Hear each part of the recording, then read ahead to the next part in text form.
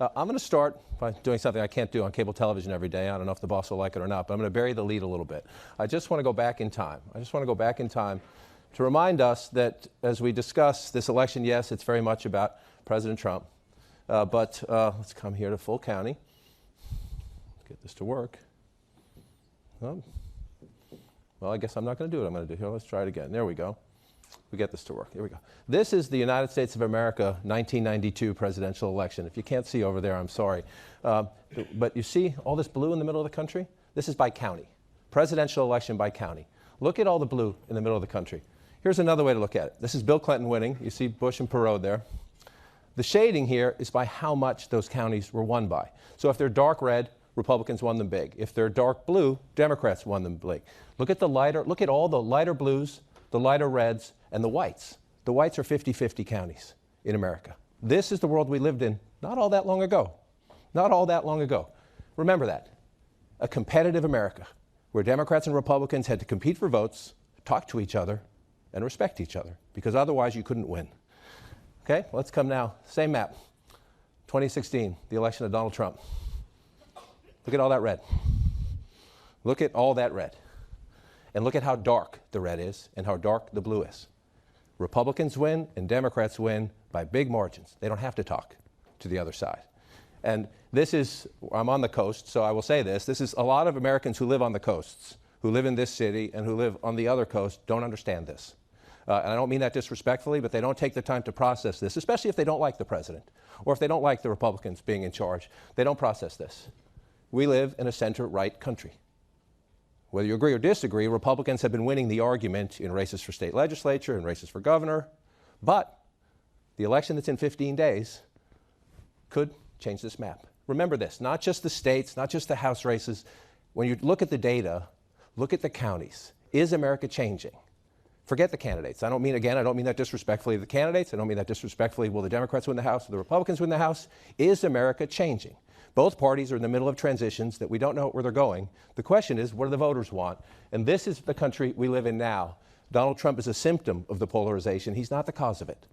He's not the cause of it. Now, he does, like everything he touches, it gets louder and it gets more interesting. That's a neutral word, but we'll see. Now let's come here. There are 435 elections for the House. About 100 of them really matter, probably in the 80s right now.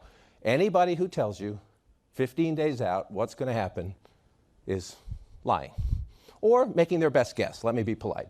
Making their best guess, because we do live in the age of Trump, number one. If you all lived through 2016, you know what I'm talking about. And B, it's incredibly competitive. I just want to show you, I want to come to a different map. Well, first, let me just show you a couple things we can do on election night that I think are really important. Number one, Democrats need 23 to pick up the House. There are 25 districts representing by Republicans today that Hillary Clinton won in the 2016 election. Call that the low-hanging fruit. If this is a blue year, if this is a Democratic year, Democrats should be able to get most, if not all, of their 23 right there. So that's what you'll watch on election night, the low-hanging fruit. Are the Democrats succeeding? And a lot of them are over here. So the East Coast poll closings, a lot of them are this way. You'll get a sense early on, are the Democrats performing in the way they need to perform? One other thing I want to look at here is female candidates. There are women on the ballot for at least one party in November in 208. At least one woman candidate in 208 races. There were 84 who won in 2016. No matter which party wins, there will be a lot more women in the House of Representatives in January. It's just simple math there. And that's a great thing for the country and a good thing for the country. We'll see who they are, Democrats or Republicans. I'm going to switch maps now because I just want to go to what everybody's wondering about. And you're going to have perhaps the potential next speaker in the room in a few minutes, I think.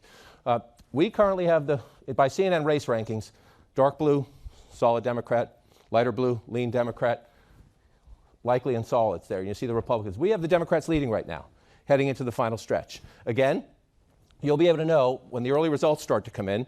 This is New England and New York. Democrats think they can pick up as many as 10 seats here. So watch the early results. Are the Democrats leading in 10 of these toss-up races? Are they leading in 4 of these toss-up races? That will tell you the early climate as we go through the night on election night. They redrew the lines in Pennsylvania. Democrats think they can pick up 4, maybe as many as 7 seats in Pennsylvania. If Republicans can keep it to 3 or 4, they have a chance to keep the House. If the Democrats are actually winning 5, 6, or 7, then the math starts to get overwhelming. You're still east. You haven't gone into the Midwest and beyond yet. So that's something to watch. One other place I would say to watch is closer to where I live and work, is Washington. This is Barbara Comstock. We lean at Democrat now. The Democrats are likely to pick up that Republican-held seat just into the northern Virginia suburbs. If you've paid attention the last few years, Virginia has become more blue, especially the suburbs. That is where President Trump is toxic with suburban women, including suburban women who generally, or at least traditionally, have voted Republican. So Democrats need to win that. The question is, how big is she winning? If Wexton, the Democratic candidate, is winning big, then you're starting to see the seeds of Democrats performing the way they need to perform. Another district to watch, if you want to go to bed early, we hope you don't. We hope you stay up till 4 a.m. And have some espresso with us. You're allowed to have other things if you're watching at home, I guess. Is this race, Virginia's 7th. Dave Bratt made himself a national name by knocking off Eric Cantor, you'll remember, back in the Tea Party primaries a few years back. He's now running for re-election in a district that is your classic battleground Trump America. It has suburbs where it's a Republican district, but it has suburbs where Trump is frankly toxic with Republican suburban women. But then it also stretches out into rural areas where the president's numbers are pretty strong, and so you have a classic tug of war. If Dave Bratt's winning, that doesn't mean the Democrats won't take the House, but they won't take it in a big, giant tsunami. They'll take it maybe with 28, maybe with 30, maybe 32. If he's losing, then the Democrats are probably going to win closer to upwards of 35, maybe closer to 40 seats. So that's one to watch on the East Coast. Just as we go through some of this, you come back to the map, we can look at some of the things we're going to watch come election night. Let me just, where did we go here? Come out of that, come back here. That's the old map. I want to come to the Senate races now because I don't have too much time for you here. But in the Senate, it is possible, even if there's blue momentum, the Democrats retake the House. Remember, these Senate races are mostly in places favorable to Republicans. It is possible that Nancy Pelosi, who will be here in a few minutes, is trying to organize the votes to be the next speaker, and Mitch McConnell is back as the Senate Majority Leader with more votes, more Republican senators, which normally doesn't happen in a midterm year. Most midterm years, it breaks late, one party gets it. That's what happened in the Tea Party years of 2010 and 2014. Democrats didn't like those. If you're a Democrat, you remember 2006, everything broke late for the Democrats.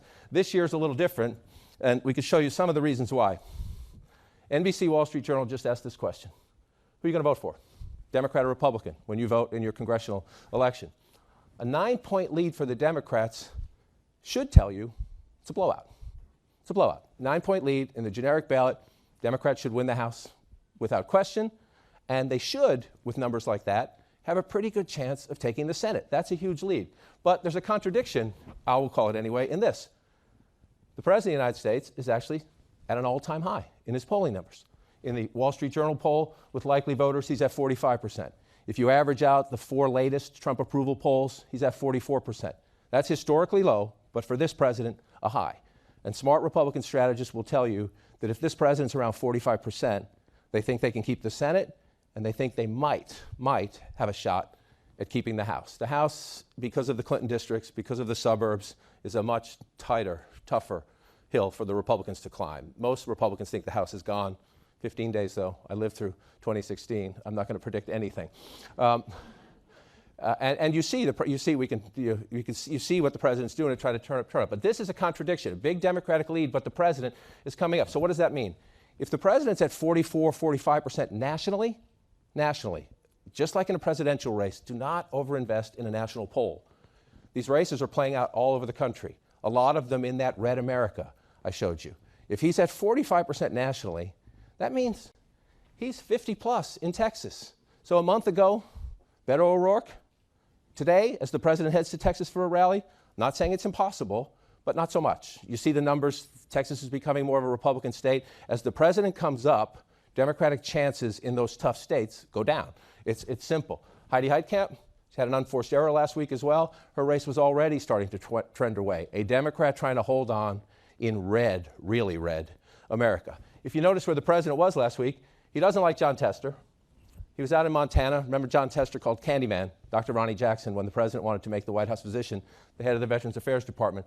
This is a 2-point race. Republicans can tell you their guy's up 2. Democrats will tell you their guy's up 2. That's where we are, 15 days. If the Republicans can turn that, president was also out here. Democrats are very frustrated about this. This is the most vulnerable Senate Republican, Dean Heller, and yet he's in a 50-50 race. It's a tied race going into the final days against a Democratic candidate who Democrats think has not quite put it together. It's also a very tough state. It's a very tough state. And the president was in Arizona. Not that long ago, Democrats were saying we're going to take Arizona and Nevada. Now, this race again, into the end, a dead heat. So let me give you a scenario. This does not mean it will play out this way. But if you see where we have it now, we have either solid, likely, or lean 49 Republican. Solid, likely, or lean 45 Democrats. Republicans right now have 51. Democrats would have to run the board here or change something, but run the board here to get to a Senate majority. Possible, but the numbers today don't suggest that's likely. And remember, President won, President won, President won, President won, President won, President won, President won.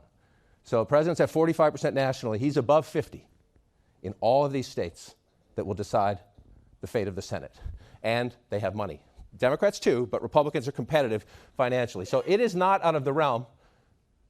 I'm going to give this one to Bill Nelson. I don't know if that's how it's going to turn out, but he's ahead right now. You've got a very competitive governor's race. Don't discount the governor's races.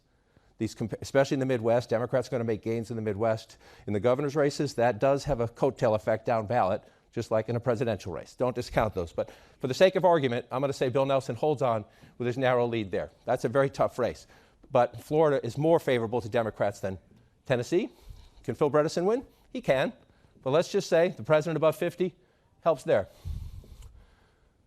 Joe Donnelly's now cutting ads where he's chopping wood, saying, I disagree with my party on the border wall. I disagree with my party on military spending. That tells you Joe Donnelly's worried. If you're running ads saying, I'm a Democrat, but not really, that means you're worried. It's a very tough state for a Democrat. I'm not making fun of Senator Donnelly. Let's say it's possible Republicans pull that one out. Tester's a fighter. I'm just giving you this for a scenario that imagine after the election, if the Republicans hold Arizona and somehow manage to hold Nevada, even take one or two of these away if you wish, it is possible Mitch McConnell, even with a Democratic House, comes out with 53 or 54. Mitch McConnell's life is a lot easier at 53 or 54 than it is at 51. He doesn't have to check in with Susan Collins every morning and Lisa Murkowski every morning, asking, can I get you breakfast and can I have your vote? Now, again, that doesn't mean he can get anything done. Doesn't mean he can get anything done. As you go into this, and if anybody has a question, I don't think I'm supposed to do this, but if anybody has a quick question, I have about 2 minutes left, raise your hand.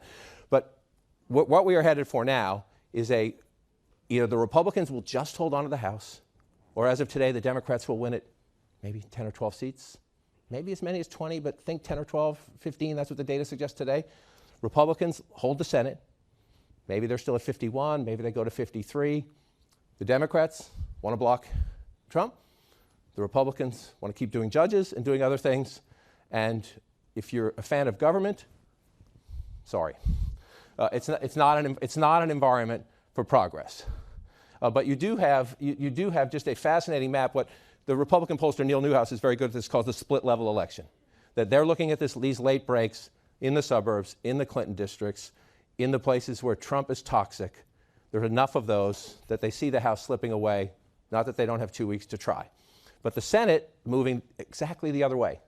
And so you have this split level election where out in red America, the Republicans feel a lot more confident today than they did a month ago. And when you come east and suburbs, think about a map this way. Wherever you live in America, go from the urban areas and start driving out. The farther you get from an urban area, the more Republican it gets. But you have to drive a lot longer than you used to. It used to be you didn't have to drive very far. And all of a sudden you were in Republican country. Now, you got to go a ways. That is the structural problem for the Republican Party. And I'll close on that. We're going to have a midterm election in 2 weeks. If the Republicans lose the cities, lose the African American vote, lose the Latino vote, lose women in the suburbs, lose the young vote, that is not a long-term arc for a successful party. The current president is worried about 2020. If you're worried about 2022, 2024, the Republicans are in a demographic ditch. They will not solve it in 2 weeks. Thank you.